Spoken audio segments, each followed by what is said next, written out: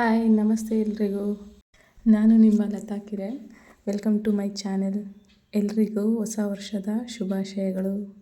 ಹೊಸ ವರ್ಷಕ್ಕೆ ಏನಾದರೂ ಒಂದು ಸ್ವೀಟ್ ಮಾಡೋಣ ಅಂಥೇಳಿ ಪೈನಾಪಲಿಂದ ಕೇಸರಿಬಾತ್ ಮಾಡ್ತಿದ್ದೀನಿ.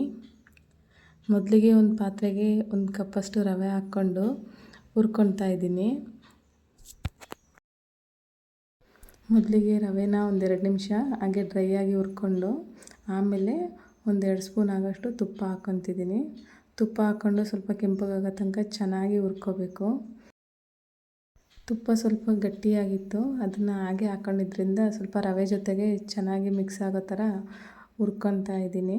ಇದೆಲ್ಲ ಸ್ವಲ್ಪ ಚೆನ್ನಾಗಿ ಹುರ್ಕೊಂಡಿದ್ದಾದಮೇಲೆ 1 ಗ್ಲಾಸ್ ರವೆ ತೊಗೊಂಡ್ರೆ ಅದಕ್ಕೆ 3 ಗ್ಲಾಸ್ ಆಗೋಷ್ಟು ನೀರು ಹಾಕ್ಕೋಬೇಕು.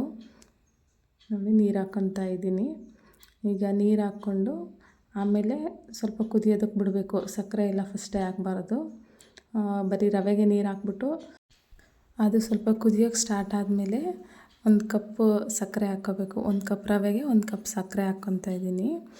ಸಕ್ಕರೆ ಹಾಕ್ಕೊಂಡು ಚೆನ್ನಾಗಿ ಮಿಕ್ಸ್ ಮಾಡಿಕೊಂಡು ಮತ್ತು ಫುಡ್ ಕಲರ್ನ ಆ್ಯಡ್ ಮಾಡ್ಕೊತಾ ಇದ್ದೀನಿ. ಇಲ್ಲಿ ನಾನು ಲೆಮನ್ ಯೆಲ್ಲೋ ಕಲರ್ ಹಾಕ್ಕೊತಾ ಇದ್ದೀನಿ.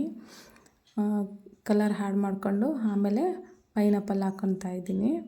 ಪೈನಾಪಲ್ ಹಾಕ್ಕೊಂಡು ಸ್ವಲ್ಪ ಏಲಕ್ಕಿ ಹಾಕ್ಕೊತಿದ್ದೀನಿ. ಏಲಕ್ಕಿ ಎಲ್ಲ ಹಾಕ್ಕೊಂಡು ಸ್ವಲ್ಪ ಚೆನ್ನಾಗಿ ಕುದಿಯೋದಕ್ಕೆ ಸ್ಟಾರ್ಟ್ ಆದಮೇಲೆ ತುಪ್ಪ ಹಾಕ್ಕೋಬೇಕು. ಇನ್ನೊಂದು 2-3 ಸ್ಪೂನ್ ಆಗೋಷ್ಟು ತುಪ್ಪ ಹಾಕ್ಕೊಂಡು ಚೆನ್ನಾಗಿ ಕುದಿಸ್ಕೋಬೇಕು.